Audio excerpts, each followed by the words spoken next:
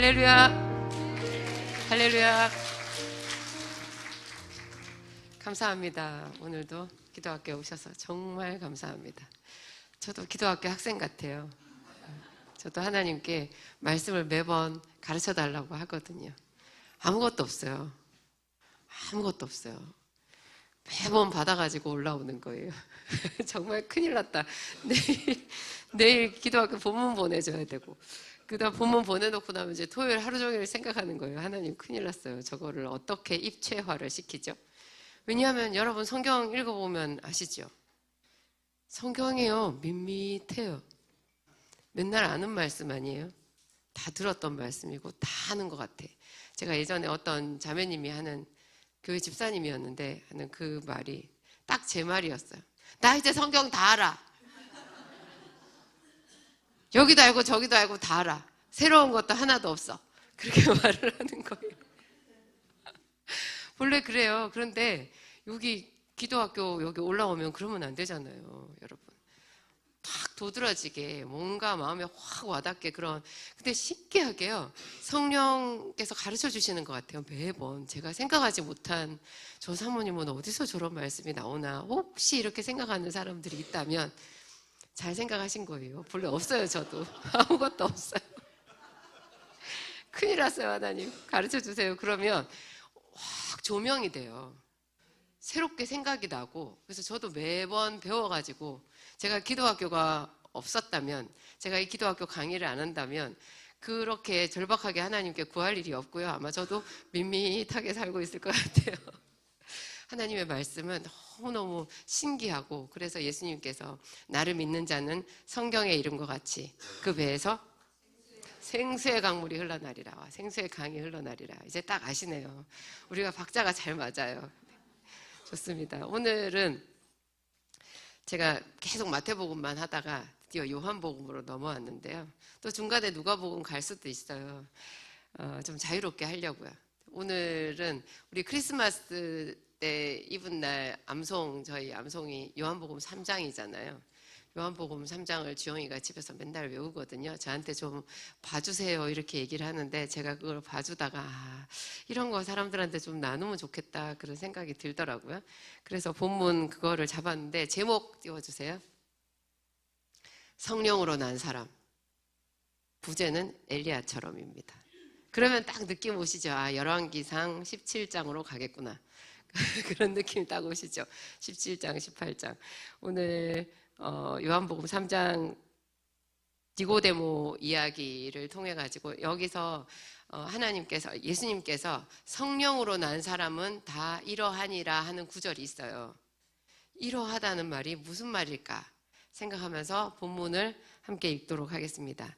요한복음 3장 1절부터 21절까지 함께 읽겠습니다. 그런데 바리새인 중에 니고데모라 하는 사람이 있으니 유대인의 지도자라. 그가 밤에 예수께 와서 이르되, 라삐여, 우리가 당신은 하나님께로부터 오신 선생인 줄 아나이다. 하나님이 함께 하시지 아니하시면 당신이 행하시는 이 표적을 아무도 할 수 없음이니이다. 예수께서 대답하여 이르시되, 진실로 진실로 내게 이르노니 사람이 거듭나지 아니하면 하나님의 나라를 볼 수 없느니라. 니고데모가 이르되, 사람이 늙으면 어떻게 날 수 있사옵니까? 두 번째 모태에 들어갔다가 날 수 있습니까? 예수께서 대답하시되, 진실로 진실로 내게 이르노니 사람이 물과 성령으로 나지 아니하면 하나님의 나라에 들어갈 수 없느니라. 육으로 난 것은 육이요 영으로 난 것은 영이니 내가 너에게 거듭나야 하겠다 하는 말을 놀랍게 여기지 말라. 바람이 임의로 불매 네가 그 소리를 들어도 어디서 와서 어디로 가는지 알지 못하나니 성령으로 난 사람도 다 그러하니라. 니고데모가 대답하여 이르되, 예수께서 그에게 대답하여 이르시되, 너는 이스라엘의 선생으로서 이러한 것들을 알지 못하느냐? 진실로 진실로 내게 이르노니 우리는 아는 것을 말하고 본 것을 증언하노라. 그러나 너희가 우리의 증언을 받지 아니하는도다. 내가 땅의 일을 말하여도 너희가 믿지 아니하거든. 하물며 하늘의 일을 말하면 어떻게 믿겠느냐? 하늘에서 내려온 자 곧 인자 외에는 하늘에 올라간 자가 없느니라. 모세가 광야에서 뱀을 든 것 같이 인자도 들려야 하리니 이는 그를 믿는 자마다 영생을 얻게 하려 하심이니라. 하나님이 세상을 이처럼 사랑하사 독생자를 주셨으니 이는 그를 믿는 자마다 멸망하지 않고 영생을 얻게 하려 하심이라. 하나님이 그 아들을 세상에 보내신 것은 세상을 심판하려 하심이 아니요 그로 말미암아 세상이 구원을 받게 하려 하심이라. 그를 믿는 자는 심판을 받지 않아야 하는 것이요 믿지 아니하는 자는 하나님의 독생자의 이름을 믿지 아니하므로 벌써 심판을 받은 것이니라. 그 정죄는 이것이니 곧 빛이 세상에 왔으되 사람들이 자기 행위가 악함으로 빛보다 어둠을 더 사랑한 것이니라. 악을 행하는 자마다 빛을 미워하여 빛으로 오지 아니하나니 이는 그 행위가 드러날까 함이요 진리를 따르는 자는 빛으로 오나니 이는 그 행위가 하나님 안에서 행한 것임을 나타내려 함이니라 하시니라. 아멘. 지금 한번 외우신 거죠? 네. 아싸, 한번 외웠습니다. 그래서 크리스마스 이브 날 더 빛나게 이거 암송을 할 수 있는 길에 한 걸음 다가섰습니다. 한 번 읽는 게 어디예요? 예, 여러분 이미 뭐 한 50% 이상 다 외우셨을 것 같은데 제일 중요하다는 3장 16절 하나님이 세상을 이처럼 사랑하사 독생자를 주셨으니 이는 그를 믿는 자마다 멸망하지 않고 영생을 얻게 하려 하심이라. 이 구절이 포함된 이 이야기를 예수님이 니고데모한테 하셨다라는 거예요. 니고데모는 영광스럽게도 성경에 이름이 나옵니다. 네. 이 니고데모가 요한복음 19장에도 나와요. 3장 여기서 끝이 아니라 어떠한 분이 이렇게 생각했대요. 지금 우리가 21절까지 다 읽었는데요. 니고데모의 대답이 없잖아요. 예수님께서 말하고 니고데모가 알겠습니다. 저는 주를 믿습니다. 제가 모든 것을 버리고 주를 따르겠습니다. 그 얘기가 있어요? 없어요? 없어요. 그리고 바로 그 후에 예수께서 이렇게 넘어가요. 그래서 굉장히 궁금했대요. 어떤 사람이 니고데모가 어떻게 됐을까. 근데 니고데모가 뭐 그냥 그저 그렇게 예수님 말 듣고 끝났을 것 같은 그런 느낌도 들잖아요. 요한복음 19장에 놀랍게 한 구절이 딱 나와요. 예수님 죽으시고 난 뒤에 전에 밤에 찾아왔던 니고데모도 몰약과 침향을 100리트란가 뭐 하여튼 100근쯤 가지고 와서 예수님 장례를 준비하는데 왔더라. 그 이야기가 있어요. 그러니까 그 중간에 지금 이거는 요한복음 3장 니고데모가 찾아온 이 이야기는 예수님 사역 초반이거든요. 예수님이 죽으시고 난 뒤에 그 장례를 치를 때 그때 향품을 가지고 니고데모가 찾아온 거예요. 그러면 어떤 느낌이 드세요? 니고데모는 예수님의 말씀을 믿었더라. 그는 옥토였더라. 이 말씀을 듣고 니고데모가 돌아가서 깊이 생각한 것 같아요. 계속 생각하고 그 이후에도 예수님이 가르치는 말씀이나 이런 말씀들을 계속 전해 들으면서 자기 속에서 하나님의 나라를 키워간 거예요. 그래서 모든 제자들도 다 예수님을 버리고 달아났을 때 니고데모가 나타났죠. 아리마대 요셉처럼 숨겨져 있던 제자였던 거예요. 니고데모가 그 시기에 나타나서 사실 목숨을 건 것일 수도 있어요. 그래서 예수님을 위해서 향품을 드렸던 그런 사람이 됐죠. 그러니까 예수님께서 니고데모 한 사람을 위해서 3장 1절부터 21절까지 이런 대화를 주고받은 것 결실한 거예요. 맨 처음에 이제 보면 바리새인 중에 니고데모라 하는 사람이 있었는데 유대인의 지도자라. 옛날 성경에는 유대인의 관원이라 이렇게 나와요. 이 니고데모가 상당히 나이가 많은 사람이라는 것을 우리가 알 수 있는 구절이 있죠.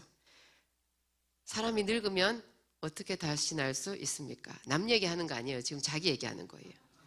아, 이 사람이 늙었구나. 그렇죠. 지도자는 대통령은 뭐 30살에 대통령 할 수 있어요. 뭐 이 사람은 대통령까지는 아니지만 유대인의 지도자, 덕망 있는 지도자, 나이가 많이 든 사람이죠. 이 사람이 또 파는 바리새파예요. 굉장히 율법주의적인 그런 사람이고 이스라엘의 율법에 열심히 있는 그런 사람이죠. 그가 밤에 예수께 찾아왔어요. 이 밤이라는 단어가 참 중요해요. 왜 굳이 밤이라고 사도 요한이 여기다 표시를 해놨을까요? 중요하기 때문에 얘기를 해놓은 거예요. 밤에 예수께 찾아와 이르되, 예수께 와서 이르되. 사람의 눈을 피하고 싶었던 거죠. 바리새인들은 공식적으로는 다 예수님을 대적했어요. 이 사람은 마음속으로 예수님에 대해서 특별한 마음을 가진 거예요. 그의 마음이 예수님께 와서 말한 첫 마디에 다 나타나 있어요. 랍비요. 니고데모도 거의 그 사람의 뭐라고 해야 되죠? 직군이라고 해야 되나? 그 사람의 위치가 선생이었어요. 어떻게 알 수 있어요? 너는 이스라엘의 선생으로서 이것을 알지 못하느냐. 예수님이 그렇게 얘기하시잖아요. 나중에 보면. 그러니까 이스라엘에 누가 봐도 선생님인 직급에 있는 사람이에요. 근데 이 사람이 니고데모가 자기보다 훨씬 더 큰 30대의 젊은 선생을 만난 거예요. 그 선생은 하나님과 함께한 선생인 거예요. 자기가 봤을 때. 이스라엘 율법에 도통하고 하나님의 말씀에 너무너무 도통했던 그런 니고데모의 눈에 예수님은 30살이잖아요. 사역 초기니까 30살에 젊은 또 나사렛 출신인데 출신 조사 다 하지 않았겠어요? 나사렛에서 무슨 선한 것이 날 수 있느냐 이걸 몰랐겠어요? 그런데도 저절로 고개가 숙여질 수밖에 없는 대단한 선생님이었던 거예요. 그래서 와서 부를 때도 뭐라고 불러요? 랍비요. 랍비는 선생님이라는 뜻이에요. 깍듯하게 말했어요. 선생님이요. 그런데 당신은 어떤 선생님이냐? 하나님께로부터 온 선생님이라는 거예요. 자기는 땅에서 난 선생님이에요. 그런데 예수님은 하나님께로부터 온 선생님이다. 당신은 정말 하나님의 사람이다. 하나님의 영으로 우리를 가르치신다. 그러면서 하는 말이 그렇게 믿게 된 증거가 뭐냐? 하나님이 함께 하시지 않으면 당신이 행하시는 이 표적, 여기 앞에 표적 있잖아요. 2장 이런 데 보면 갈릴리 가나 혼인잔치, 그리고 뭐 아픈 사람들 벌써 낫게 해주신 그런 기적들이 많이 있었을 거예요. 근데 그런 것을 보고 하나님이 함께한 선생이다. 그럼 하나님이 함께한 선생이다. 내가 보니까 당신은 하나님께로부터 온 선생이야. 그 얘기 해주려고 왔을까요? 무슨 뜻일까요, 그러면? 하나님 나라를 사모하는 거죠. 하나님께로부터 온 선생이니까 하나님의 사람이잖아요. 하나님을 보듯이 지금 그 예수를 통해서 자기가 하나님의 은혜를, 특별한 은혜를 받고자 하는 거예요. 자기 속에 지금 이스라엘의 율법의 정통에 있고 하나님 나라의 말씀을 가르치는 선생이라 하는 자기에게도 굉장한 공허함이 있고 목마름이 있는 거예요. 그래서 그것을 체험받기 위해서 예수님께 온 거죠. 예수님께 내가 보니까 당신은 확실히 하나님께로부터 온 선생이다. 당신이 모르는 것 같은데 내가 그거 알려주려고 왔다. 그게 아닌 거예요. 의중을 잘 봐야 돼요. 그래, 네가 잘 봤어. 내가 그 선생 맞아. 이렇게 하면 얘기 끝이에요. 이제 더 이상 할 얘기가 없어요. 근데 예수님은 니고데모의 그 마음을 아시는 거예요. 니고데모가 어떤 마음으로 왔는지. 그래서 니고데모에게 하나님 나라에 들어오는 이야기를 하고 있는 거예요. 너는 지금 나를 하나님께로부터 온 선생이다. 하나님 나라는 멀리 있고 예수님은 거기로부터 온 선생님이라는 거예요. 니고데모가 그렇게 말했죠. 근데 예수님은 당신이 하나님 나라라는 거죠. 그죠? 그리고 지금 하나님의 나라가 임한 거잖아요. 그러니까 너는 지금 나에게 들어와서 네가 그토록 원하는 하나님의 은혜의 그 본체 안에, 그 완전한 그 은혜의 도가니 안에 네가 그냥 들어오면 된다, 그 얘기를 하시는 거예요. 근데 들어오려고 하면 거듭나야 된다는 거죠. 그래서 예수님이 딱 얘기하세요. 진실로 진실로 내게 이르노니. 그러니까 너 하나님 나라에 들어오고 싶구나, 그걸 아신 거죠. 그래서 너의 사모함을 내가 안다. 내가 너를 사랑한다. 너의 그 사모함이 너에게 보배구나. 그러면서 그 사모함을 만족시킬 수 있는 바로 그 직격탄의 말씀을, 첩경의 말씀을 하시는 거예요. 거듭나야 돼. 네가 거듭나면 그 하나님 나라로 네가 충만해질 수 있고 하나님 나라에 바로 살 수 있어. 죽어서 가는 하나님 나라가 아니야. 지금 하나님의 나라가 나를 통해 임했단다. 하나님 나라는 하늘에 있고 내가 거기서 내려와서 여기 있는 게 아니야. 내가 하나님 나라다. 그 얘기를. 그런데 그 하나님 나라를 네가 알려고 하면 거듭나야 돼. 그 얘기를 하신 거죠. 그러니까 니고데모는 지금 우리는 이 말을 얼마나 많이 들었어요. 그러니까 얘기를 다 알지. 니고데모가 처음 이 말을 들었을 때는 구약 성경 어디에도 없는 거듭남에 대한 이야기잖아요. 니고데모가 알고 있는 성경에는 거듭난다는 말이 없었어요. 구약 성경이잖아요. 구약 성경에 거듭난다는 말이 있어요? 없죠. 그러니까 거듭난다는 말을 처음 듣는 거예요. 그래서 자기는 지금 자기 입장이에요. 다른 사람 생각할 겨를 없어요. 난 늙었는데 거듭 그러면은 어떻게 되나. 그래서 늙으면 어떻게 날 수 있습니까? 저는 늙었습니다. 그 말이에요. 사람이 20살이면 어떻게 날 수 있습니까? 이렇게 했으면 니고데모가 20살이었겠죠. 니고데모가 늙었기 때문에 늙으면 어떻게 날 수 있습니까? 두 번째 모태에 들어갔다가 두 번째 엄마 뱃속에 또 들어가야 됩니까? 불가능하지만 이 말까지 한 거예요. 그랬더니 예수님이 물과 성령으로. 이 물이 뭐라고요? 저는 굉장히 오랫동안 이 물이 세례인 줄 알았어요. 이거 물이 말씀이라는 거 아는 거 얼마 안 됐어요. 몇 년 안 된 것 같아요. 물이 나를 믿는다는 성경의 이름과 같이 그 배에서 생수의 강이 흘러나리라. 그 생수의 강 물이잖아요. 물. 그 배에서 생수의 강물이 나온다는 말이 하나님의 말씀이 그냥 신선한 말씀. 나 말씀 다 알아. 새로운 거 하나도 없어. 나 이제 다 알아. 그 사람은 생수가 말라버린 거예요. 그 사람 생수 없어요. 생수는 자기 속에서 끊임없이 나와서 기쁘고 그리고 행복하고 그리고 살아나는 역사가 있어요. 배에 생수의 강을 가지고 있는 여자가 있는 집은 어떻게 될까요? 남편이 살죠. 집에 빨리 들어오고 싶어 할 거예요. 남편이 집에 안 들어오고 싶어 한다. 아, 나한테 생수의 강물이 없구나. 저 남편이 이상하다는 생각을 하지 마세요. 축복은 나로부터 오는 거예요. 나로부터. 좋은 남자 만나서 행복해지는 게 아니에요. 내가 먼저 좋은 여자가 돼야 돼요. 제가 여자라서 자꾸 여자 말을 하는데요. 여기 앉아 계신 집사님들, 남자 집사님들 좋은 남자가 되세요. 네. 좋은 여자, 좋은 남자 자기부터 되는 거예요. 어디서 바깥에서 내가 괴로우면요. 좋은 사람 봐도 다 별거 없이 보여요. 뭐 눈에는 뭐밖에 안 보여요. 내가 좋은 사람이라야 좋은 사람인 것이 알아 보이고요. 좋은 사람과 친해져요. 내가 좋은 사람이 아니고 하나님의 영에 충만하지 않으면 하나님의 영에 충만한 사람이 다 이상하게 보여요. 쓸데없는 짓 하고 다니는 사람으로 보여요. 제가 그런 충고를 많이 들었어요. 쓸데없이 집에서 놀지 말고 쉬는 날에도 약국에 나와서 일하래요. 우리 약국의 근무 약사님이 나한테 해준 말이에요. 정신 차리라고 그러더라고요. 그가 보기에는 제가 얼마나 쓸데없는 일에 바쁜 거예요. 약국이 돈을 많이 벌지도 않는데 오전에 그 비싼 파트타임 약사를 쓰고 일요일은 하루 종일 보아하니 교회에서 있는 것 같고 보아하니 월말 되면 결제해 줄 거 쪼들리는 것 같고 한심한 거죠. 자기는 3개 약국을 다녔고 3군데 약국을 다녔어요. 오전에 우리 약국 근무하고 점심 먹고 딴 데 가요. 저녁에 근무하는 약국이 있어요. 토요일날 일요일날 근무하는 약국이 또 있어요. 그래서 한 달에 1,000만 원 좀 넘게 버신대요. 저한테 자랑하시더라고요. 근데 그 사람이 봤을 때 저는 되게 이상한 사람이었겠죠. 근데 저한테는 오전에 그 시간이 진짜 필요했어요. 그 시간이 있었기에 지금 제가 있는 거예요.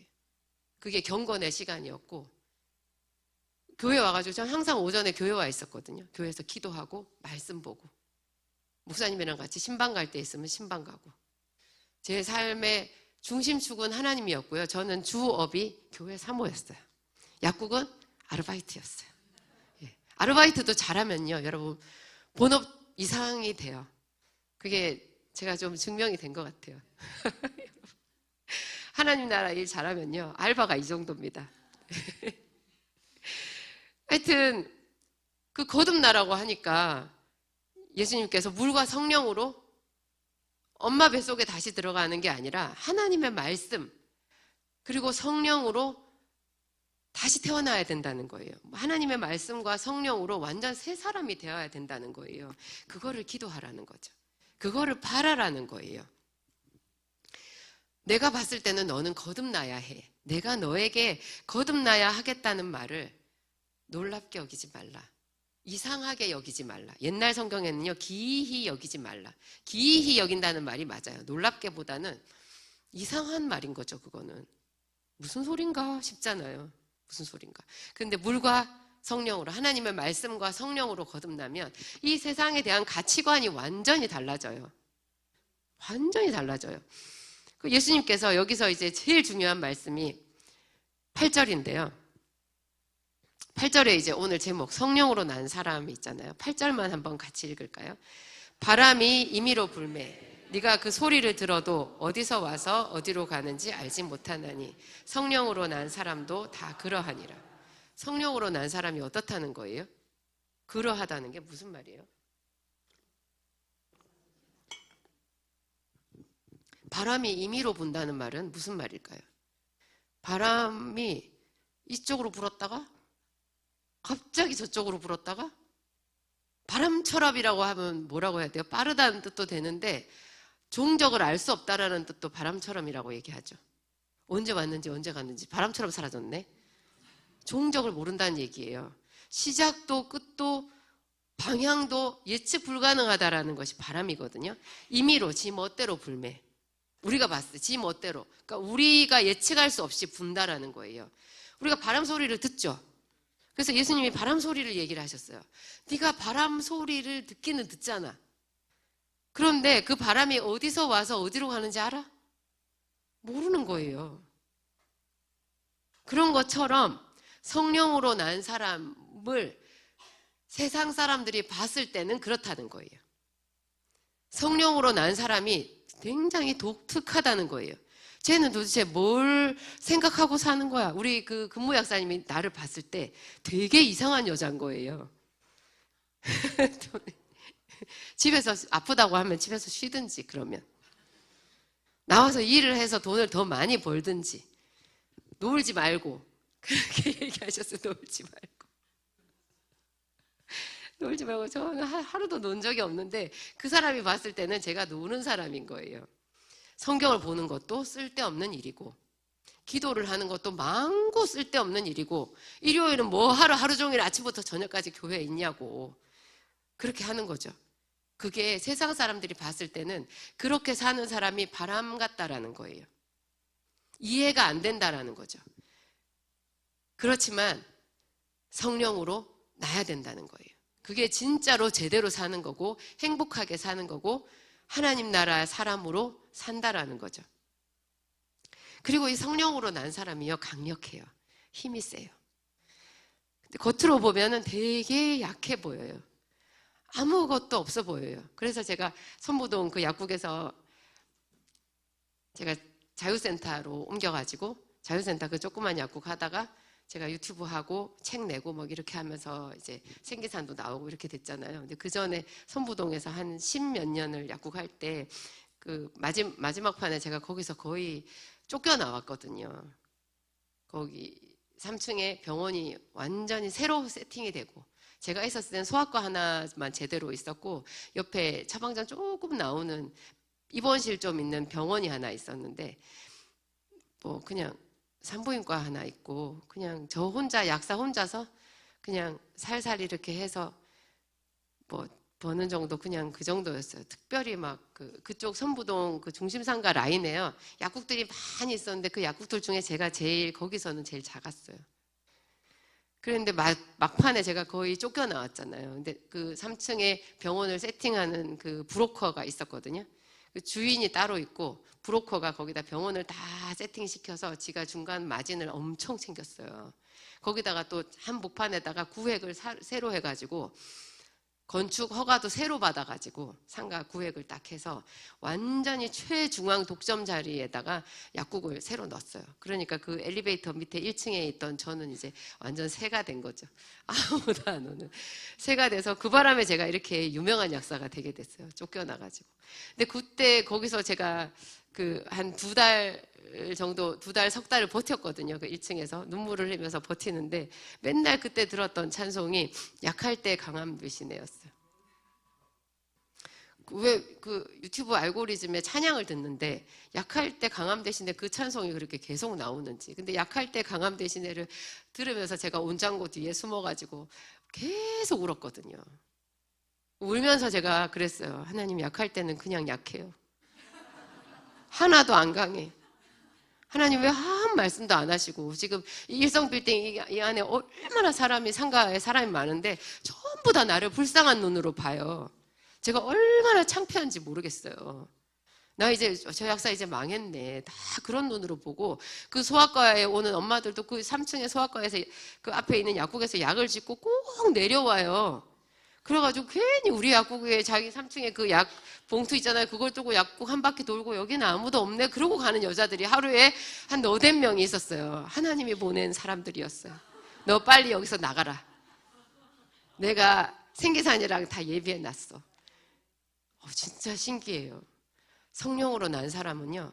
그래서 참 되게 강한데 그 순간에 보면 굉장히 약한 거예요. 그러니까 내 오른뺨을 치면 왼뺨도 돌려대고. 그래서 거기서 그렇게 해서 저희가 그냥 나온 거잖아요.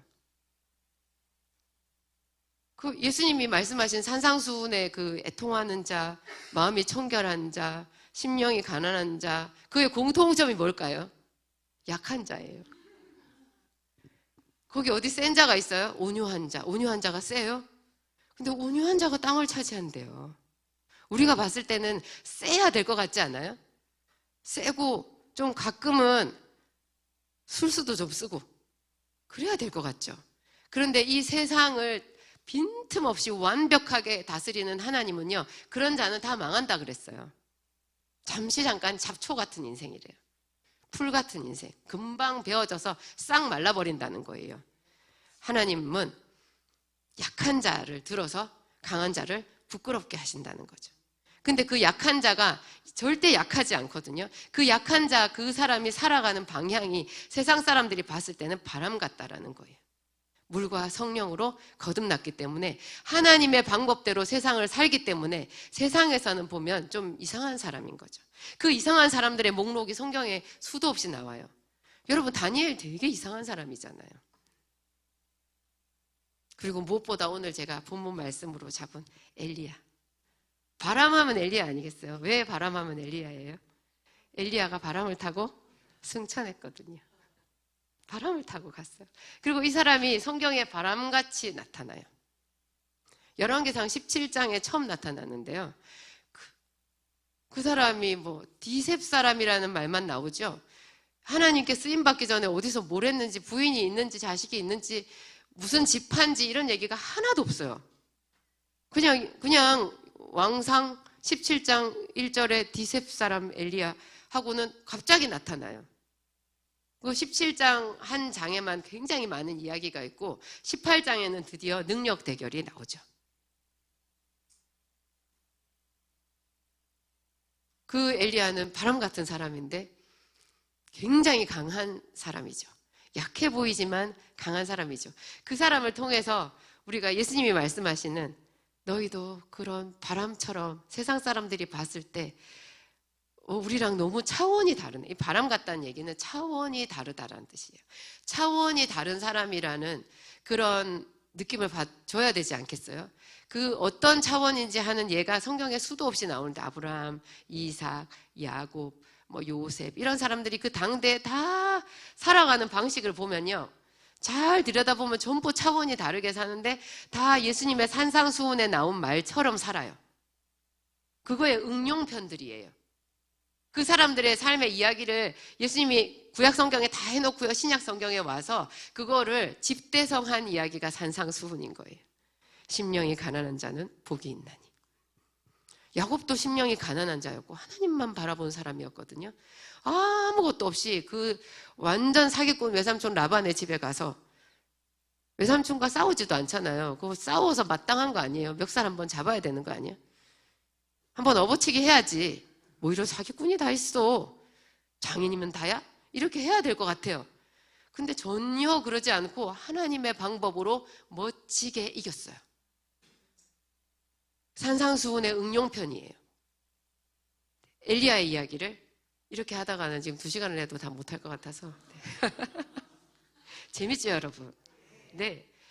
왕상 17장 가겠습니다. 함께 읽겠습니다. 길르앗에 우거하는 자 중에 디셉 사람 엘리야가 아합에게 말하되 내가 섬기는 이스라엘의 하나님 여호와께서 살아계심을 두고 맹세하노니 내 말이 없으면 수년 동안 비도 이슬도 있지 아니하리라 하니라. 여호와의 말씀이 엘리야에게 임하여 이르되 너는 여기서 떠나 동쪽으로 가서 요단 앞 그리시네가에 숨고 그 시냇물을 마시라. 내가 까마귀들에게 명령하여 거기서 너를 먹이게 하리라. 그가 여호와의 말씀과 같이 하여 곧 가서 요단 앞 그리시네가에 머물매 까마귀들이 아침에도 떡과 고기를 저녁에도 떡과 고기를 가져왔고 그가 시냇물을 마셨으나 땅에 비가 내리지 아니하므로 얼마 후에 그 시내가 마르니라. 일단 1차 여기 7절까지만 다 읽으면 너무 많으니까 어디에 사는지는 나왔네요. 길르앗에 우거하는 자 중에. 길르앗에 우거하면 길르앗 사람 아니에요? 그런데 또 디셉 사람이에요. 디셉이 어딘지는 모르겠어요. 아마 신학자들도 말은 많을 텐데 어쨌든 독특한 사람이에요. 디셉 사람 엘리야에게 여호와의 말씀이 임했어요. 가서 아합에게 말하라는 거예요. 근데 엘리야를 가만히 보면요. 제가 여러분이 그 왕상 17장, 18장을 읽을 때는 어떤 느낌일까 제가 굉장히 궁금한데 저는 다른 사람이 또 성경을 읽었을 때 어떤 느낌인지 듣는 거를 아주 좋아하거든요. 그러면 제가 성경을 보는 시각도 좀 더 넓어지더라고요. 보는 눈에 따라서 성경에는 무궁무진한 새로운 이야기들이 거기서 나와요. 근데 제가 엘리야의 이야기를 읽었을 때는요. 엘리야는 어떤 차원, 어떤 면에서 우리랑 차원이 다르냐? 어려운 게 없어요. 적극적인 순종이 너무나 자연스러운 사람이에요. 가라 하면 가요. 무슨 군말이 하나도 없어요. 우리는 최고 극단적인 그 최고봉에 있는 순종하면 아브라함 모리아산으로 자기 아들을 제물로 드리기 위해서 갔던 아브라함만 생각하잖아요. 그것도 대단해요. 아들을 번제로 바치기 위해서 가는 게 보통 일은 아니죠. 그것도 아침에 일찍이 일어나서 그 아들을 데리고 가거든요. 그런데 왕상 17장부터 18장에 이렇게 보면요. 엘리야, 와, 이거 아무나 못해요. 왕 앞에 가서 좋은 말 하러 가는 거예요? 아합 왕이 어떤 왕이에요? 악한 왕이죠. 아무 고칠 게 없어요. 그냥 사람 하나 죽이는 거 아무 일도 아닌 그런 사람이에요. 그런 사람한테 가서 내 말이 있기 전에는 3년 동안 우로가 없으리라 그런 말을 하라는 거예요. 그 말을 하고 빠져나올 수 있을까요, 하나님? 안 물어봐요. 하나님, 제가 무사할 수 있어요? 어떻게 저한테 그런 일을 하라고 하세요? 저한테 그 일을 할 수 있는지 없는지 증표를 좀 보여주세요. 그런 얘기도 안 해요. 그냥 가요. 그냥 가가지고 그 말을 해요. 그리고 하나님이 말씀하시는 대로 그리시네가에 가요. 그리시네가를 제가 봤거든요. 성지순례 가가지고.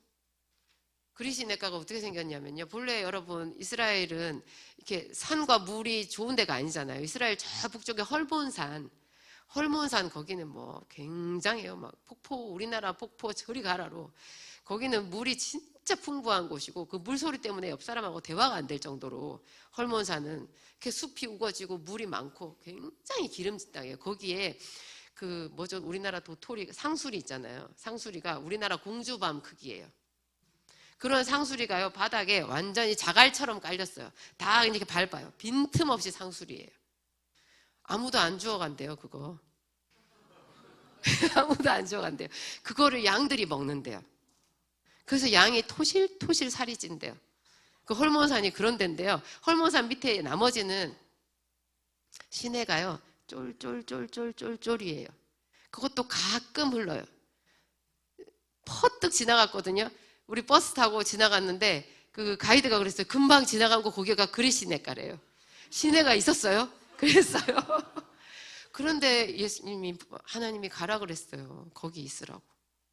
아무것도 없어요. 거기 나무도 없고. 그런데 하나님이 보내신 거예요. 엘리야는 그 죽음을 보지 않고 하늘로 올라간 이유가 있더라고요.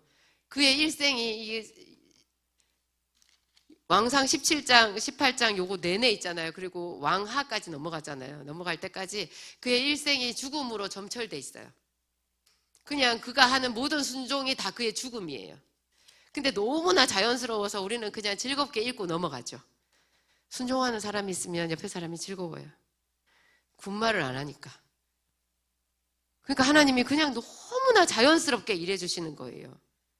엘리야는 시냇물을 마시라 하면 또 그 쫄쫄쫄 흐르는 그 시냇물을 마시고, 까마귀를 보내리라 하면 그 까마귀가 뭐 얼마나 많이 가져왔는지 어쨌는지도 모르겠는데 그거 먹고, 또 그게 다 떨어지니까 그 다음엔 뭐라 그래요? 시내가 말랐어요. 그러니까 하나님이 너는 일어나서 시돈에 속한 사르밧으로 가라. 거기서 시돈에 속한 사르밧이 옆 동네일까요? 걸어서 뭐 한 30분 걸어가면 되는 거릴까요? 아닐 거예요. 여러분, 국경을 넘어가는 거예요. 게다가 시돈에 속한 사르밧, 시돈이잖아요. 시돈의 왕의 딸이 이세벨이거든요. 지금 이세벨이 왕비잖아요. 이스라엘의 왕비. 그러니까는 그 이세벨 때문에 지금 온 이스라엘, 북왕국 이스라엘이 그냥 우상에 빠졌고 망하는 나라가 된 거거든요. 근데 그 소굴로 가라는 거예요. 게다가 멀어요. 가는 길에 뭐 요즘처럼 여러분 뭐 물통 있어요? 물 갖고 갔을까요? 시내가 말랐거든요. 그 마르고 비가 안 오면 햇살이 얼마나 뜨거워요? 그 길을 걸어 한 번도 안 가본 그 길까지 가서 거기서 한 과부를 만나야 되는 거예요. 이런 모든 것이 엘리야한테는 하나도 거칠 게 없어요. 우리도 그런 거를 체득해야 될 것 같아요. 제가 이제 좀 기부 많이 하고 하니까 굉장히 높은 사람들을 좀 만나는 일들이 뭐 생겼거든요. 중앙대학교 총장님 높죠? 굉장히 높아요. 여러분, 두산그룹의 그 계열사 중에 한 곳 대표 이사님 이런 분들 만나보셨어요? 저는 같이 밥도 먹었어요. 우리 에셀이 결혼식에도 왔어요. 소리도 없이 왔다 가셨더라고요. 그 상장회사 대표이사. 예, 요새 두산 주가가 완전 올랐거든요. 제가 몇 주 사놨다가 10배 오른 게 있어요. 굉장해요. 그런 분들을 근데 제가 또 중앙대학교 의료원장님, 대학병원장님 뭐 이런 분들이랑 같이 식사를 해보고 막 그 사람들이 얘기를 하잖아요. 그러면 그 사람들의 특징이 뭐냐면 굉장히 우리가 봤을 때는 뭐 그런 걸 어떻게 해야 하는 게 아무렇지도 않게 하는 사람들이에요. 그 어려운 일을 어렸을 때부터 우리가 공부하는 거 제일 어렵잖아요. 그런데 그런 것에서 그 벽을 넘어서 탁월했던 사람들이죠. 그러니까 세상에서 나중에 학교 졸업하고 세상에 살아갈 때도요, 어떤 과제 같은 게 어렵다라는 개념이 없어요. 굉장히 열심히 일을 하는 어머니들 중에 나는 일이 무섭지 않아 하는 분들이 있어요. 그거 비슷한 거예요. 하나님께서 주시는 일은 어떤 일에 순종이 문제가 안 되는 연습을 우리가 해야 돼요.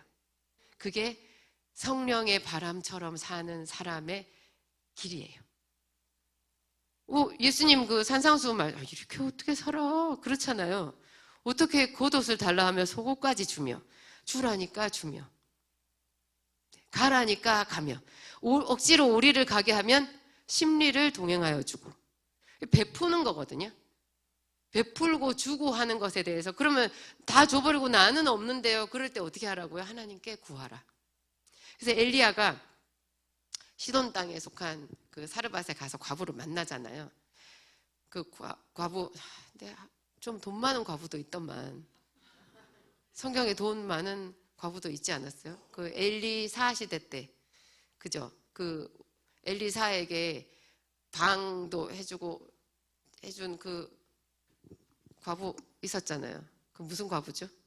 그 사람은 좀 돈이 좀 있었잖아요. 그죠? 그 사람 과부 아니지. 수냄 여인. 남편이 있었죠. 그러니까 아들이 있지. 맞아요. 아들을 낳았죠. 선물로. 죄송합니다. 제가 헷갈렸어요. 하여튼 여기 제일 가난한 과부 집에 가서 나중에 여기 자세히 보면 뭐 우리가 그 가루 한 움큼 뭐 그걸로 떡 만든 얘기는 다 잘하니까 넘어가고 그래서 이제 그 과부 집에서 살게 됐잖아요. 근데 그 과부 집이 얼마나 작았던지 엘리야가 머문 곳은 그 과부 집의 안방이었더라. 우방, 다락방 거기 살았잖아요. 다락방에 살았어요. 그 가난한 과부 아들 하나 데리고 사는 그 과부의 우방에 이렇게 3년을 있는다고 생각을 해보세요. 그게 여러분 우리가 할 때 뿌리의 시간인 거예요. 저희 목사님과 제가 우리 목사님 오늘 아침에 설교하시면서 그러시더만요. 20년 동안 목회했는데 정말 목회가 안 됐다고. 진짜 목회가 안 됐다고. 그게 우리들에게 필요했던 하나님이 요구하신 뿌리의 시간이거든요. 저는 지금도 사실은 뭐 뿌리의 시간 얼추 어느 정도는 뿌리의 시간 아닌가. 아직까지 안디옥의 부흥은 아니니까 그런 생각을 하는데 하여튼 그 과부의 다락방에서 사는 것에도 엘리야는 어떤 군말도 없고 어떤 불평도 없어요. 성경에 얘기 안 나오니까 다 순종하고 사는 거예요. 그 뿌리의 시간을 견딘 거예요. 그랬더니 하나님께서 그러셨나? 하여튼 어쨌든 과부의 아들이 죽었잖아요. 과부의 아들이 죽어서 과부가 와서 뭐라 그래요? 어떻게 당신이 뭐하러 나한테 와서 내 죄를 생각나게 하고 내 아들을 죽게 하기 위하여 내게 오셨나이까? 이렇게 말해요. 우리는 성경을 다 아니까 엘리야는 능력이 있고 내가 아니니까 엘리야니까 능력이 있고 그래서 이걸 살려주고 뭐 그러니까 문제될 게 하나도 없죠. 당시에 엘리야 시대 때는요. 그 앞에 여러분 성경을 한번 성경 다 잘 아시죠? 쫙 훑어봐요. 죽은 자를 살린 역사가 있었어요? 없었어요? 엘리야가 처음이에요. 엘리야는 그런 걸 한 번도 본 적이 없어요.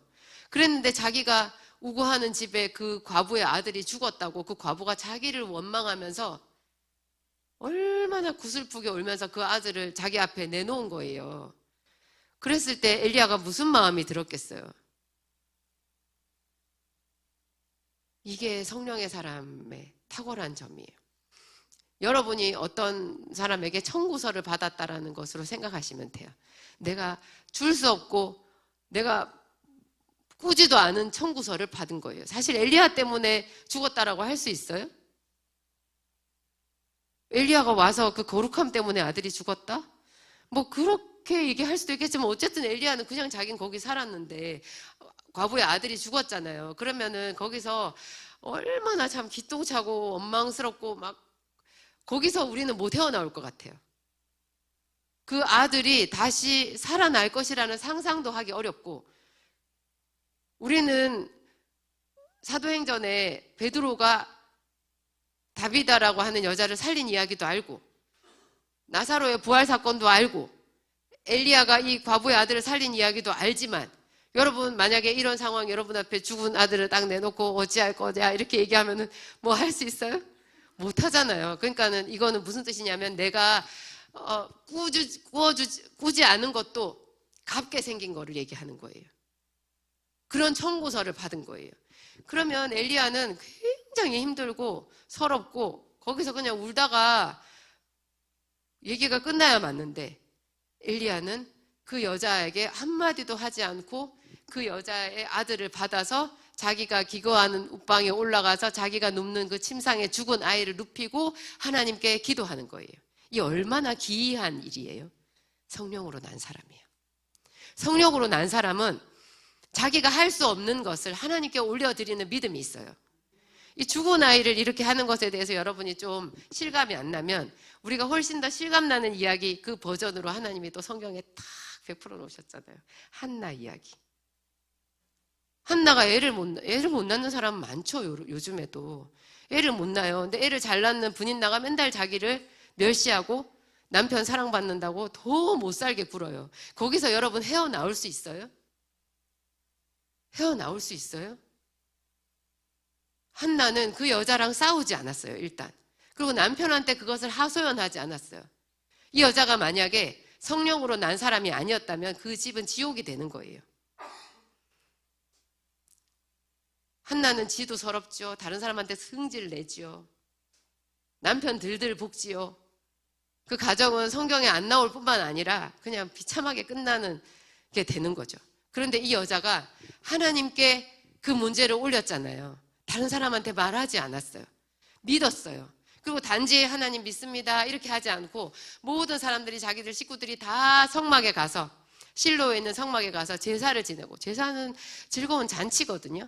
거기서 제사 음식을 먹고 이렇게 하고 다 다른 사람 쉴 때 자기 홀로 일어나서 성막에 기도하러 가요.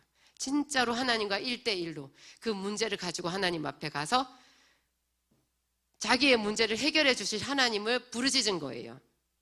그래서 그 한 여자로 인해서 그 집이 행복해진 것은 말할 것도 없고 온 이스라엘이 하나님의 사람 사무엘을 만나게 된 거죠. 하나님은 그 이야기를 지금 하시는 거예요. 예수님은 성령으로 난 사람, 성령으로 난 사람은 옆에 사람 다투지 않아요. 옆에 사람, 그 사람이 받은 복 가지고 쪼그라들지도 않아요.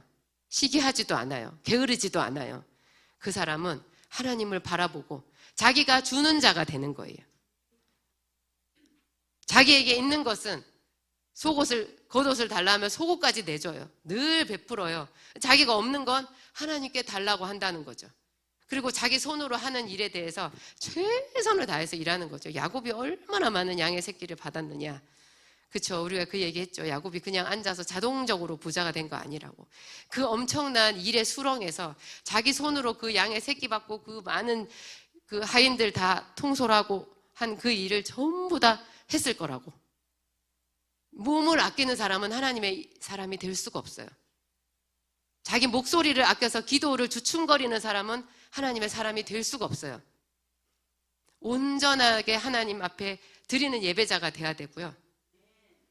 그리고 모든 것이 하나님께로부터 온다라는 것을 알아야 되고, 이런 사람이 진정으로 물과 성령으로 거듭난 자라는 거죠.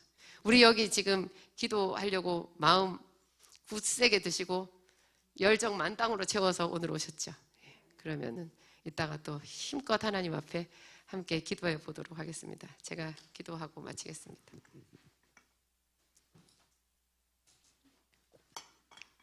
하나님 감사합니다. 어찌 니고데모를 아셨을까요? 하나님, 그의 속에 하나님 나라를 사모하는 마음을 예수님은 단번에 알아보셨고 물과 성령으로, 말씀과 영으로 거듭나는 것을 가르쳐 주셨습니다.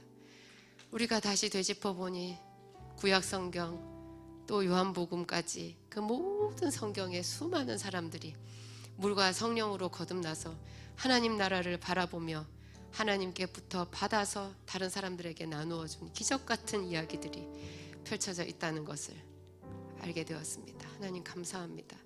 그렇게 많은 예가 있어도 그것을 내 삶으로 끌어오는 것은 또 다른 차원의 믿음입니다. 하나님, 우리 각자의 삶에 그대로 역사하시는 하나님을 만나게 하여 주시옵소서. 우리에게도 한나에게 주신 그 믿음을 주시고 그렇게 결단하는 마음을 주시고 하나님, 하나씩 하나씩 작은 기도 제목마다 응답받는 기쁨을 누리게 하여 주옵소서. 그래서 우리가 점점 더 하나님 앞에 가까이 다가가고 더 큰 용기를 가지고 주의 나라를 위하여 일하는 일꾼들이 되게 하여 주시옵소서. 하나님, 우리를 사용하여 주시옵소서. 우리를 통하여 우리 가정이 행복해지고 우리 자녀들이 정말로 아름다운 하나님의 사람으로 세워지고 하나님, 우리 교회가 하나님의 성령께서 일하시는 공간이 되기를 소망합니다. 지금 우리의 이 연약한 기도를 주님 받아주시고 우리의 삶을 당신의 것으로 받아주시옵소서. 우리도 엘리야처럼 기도하기를 원합니다. 여호와여 내게 응답하옵소서. 여호와여 내게 응답하옵소서. 그와 같이 기도하기를 소원하오니 이 시간 성령님 역사하여 주옵소서. 예수님 이름으로 기도합니다.